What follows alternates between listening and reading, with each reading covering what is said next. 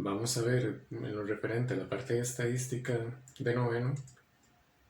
Lo primero es lo que tiene que ver con tablas de frecuencias.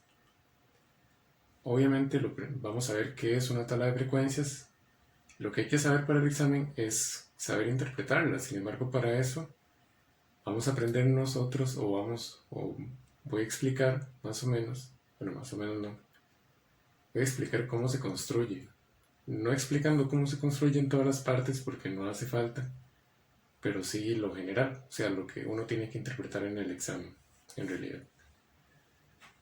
Primero que nada, ¿por qué una tabla de frecuencias? ¿En qué situaciones se usan? ¿Para qué sirve? Aquí, para empezar, hay un grupo de datos. Son números que, si ustedes lo notan, van desde el 0 hasta el 12, o sea, tienen un valor más mínimo, que es el 0, y un valor máximo, que es el 12. Por eso no puedo decir eso, que en realidad son números del 0 al 12. Resulta que para la hora de estudiar estadística o hacer estudios, mejor dicho, estadísticos, uno, cuando son cantidades muy grandes de datos, es difícil manejarlas. La tabla de frecuencia sirve para eso, para agarrar cantidades grandes de datos y ordenarlos de alguna forma para que sean más fáciles de interpretar, perdón. Porque, por ejemplo, si hubieran 100 datos, sería algo bastante tedioso a la hora de estudiar, estadísticamente hablando. Aquí vamos a empezar con la clase. ¿Qué es una clase? Una clase básicamente son grupos en los cuales voy a agrupar, valga la redundancia, los datos. Aquí, por ejemplo, los grupos son los siguientes.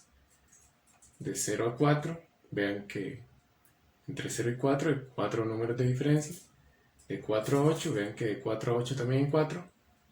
Y de 8 a 12, de 8 a 12 también hay 4 números de diferencia. Esto no es casualidad. Resulta que las clases siempre van a tener el mismo tamaño. El tamaño es como la distancia entre los dos extremos. Esta clase se lee que son los números del 0 hasta el 4. Esos son los números del 4 hasta el 8 y esos son del 8 hasta el 12. Obviamente, si aquí tomo en cuenta el 4, no lo puedo tomar en cuenta en ambas. Por ejemplo, el 4 no se puede repetir si estuviera en... No se puede repetir en ambas, tiene que estar en uno o en otro. Eso es importante, que uno siempre tiene que excluirlo. Este 4 funciona como extremo, pero no lo voy a tomar en cuenta. Eso lo voy a poner mediante esta forma. Es como un paréntesis cuadrado viendo hacia afuera. Cuando el paréntesis ve hacia afuera, digamos, de lo que está pasando aquí adentro, de los números, le apunta como en dirección hacia el exterior. Eso quiere decir que este número no se toma en cuenta. Es decir, aquí no estoy tomando en cuenta el 8, aquí en realidad sí debería tomar en cuenta el 12. ¿Por qué? Porque ya no hay más clases. Porque aquí hay 3 clases también. Simplemente porque sí. O sea, uno decide cuántas clases hay.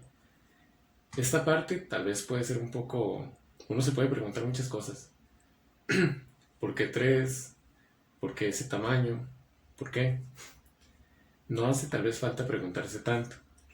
Porque en el examen no hay que construir la clase en realidad. De hecho, no hay que construir la tabla. Tal vez haya que completar algún valor. Pero si uno sabe interpretarla, no hace falta ver cómo se construye esto. Aquí lo importante es que la clase o los grupos tienen que tener el mismo tamaño, tienen que abarcar todos los valores del 0 hasta el 12 y que hay valores que se incluyen en una clase y se excluyen en otra. Para excluirlo, uno lo pone con ese paréntesis viéndose fuera. Si aquí son los números del 0 al 4, sin tomar en cuenta el 4. Del 4 al 8, sin tomar en cuenta el 8. Y así. Cuando más bien apunta hacia adentro, quiere decir que no hay problema. Esto también lo veo un poco por encima porque no hemos visto en secundaria que es un intervalo. Esto se ve hasta en bachillerato, así que tampoco hace falta darle mucha mente. O sea, no es algo tan... Y tal vez me estoy deteniendo demasiado, pero simplemente quiero que entendamos que deben de tener el mismo tamaño y que si lo incluyo en uno, lo excluyo en otro. Ya después de ahí no hace falta preguntarse tanto. Ahora, aquí viene lo importante en realidad. De hecho, también por eso aquí no hago mucho énfasis. No quiero explicar demasiado. Hay dos tipos de frecuencia. Por eso se llama tablas de frecuencias. Una frecuencia es justo eso, qué tan frecuente es algo. Está la frecuencia absoluta, que la frecuencia absoluta, lo que me dice es la cantidad de elementos en la clase, o sea, la cantidad de datos que están en la clase para cada una de ellas, y la frecuencia relativa, que es el porcentaje. ¿Cómo se calcula el porcentaje? Ahí posee una fórmula. El porcentaje es la frecuencia absoluta entre el total por 100. El porcentaje de un elemento siempre va a ser el elemento entre el total, es decir, con respecto a qué lo estoy comparando, multiplicado por 100.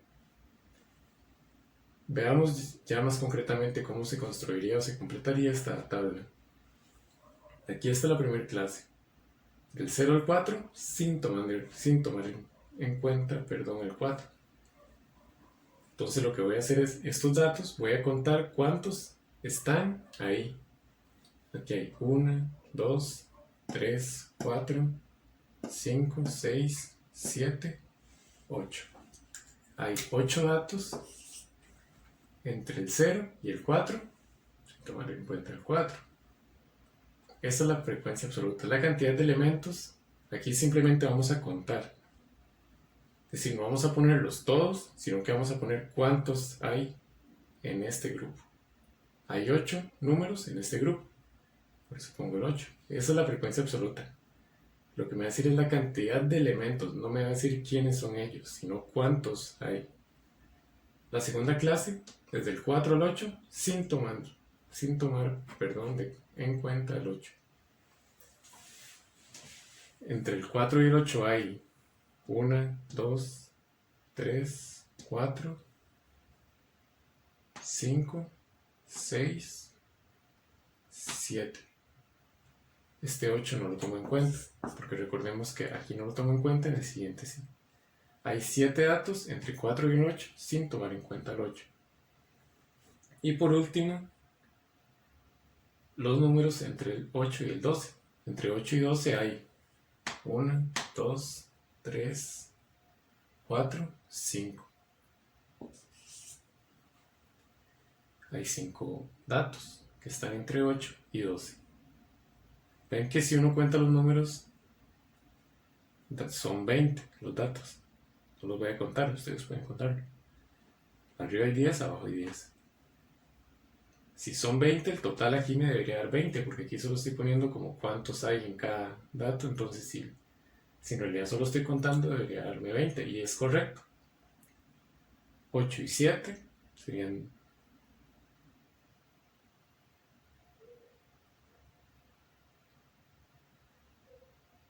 15, sí, me quedé con tema por un momento. 8 y 7 serían 15, 15 y 5, 20. Quiere decir que el total es 20. Vean que esta primera parte de la frecuencia absoluta es algo en realidad sencillo, porque lo que me va a decir es cuántos datos hay en este grupo. Hay 8 datos entre 0 y 4, hay 7 entre 4 y 8, y hay 5 entre 8 y 12. Simplemente eso. Ahora, la frecuencia relativa, el porcentaje. Lo que hay que hacer es a cada uno de estos números sacarle el porcentaje. Vean que para eso sirve el total. Por ejemplo, la primera sería la frecuencia absoluta entre el total por 100. O sea, 8 entre 20 por 100. No hay que ponerlo todo, sino solo el resultado. Esto debería dar 40. O sea, 40%. Para el 7, vamos a hacer lo mismo. 7 entre 20, que es el total, por 100. Esto debería dar 35, me parece. 35%. Y el 5 sería 5 entre 20 por 100. Debería dar 25. Eso, o sea, es el 25%. De hecho, vean que si sumamos los porcentajes, esto debería dar de lo lógico 100, porque es el 100% de los datos.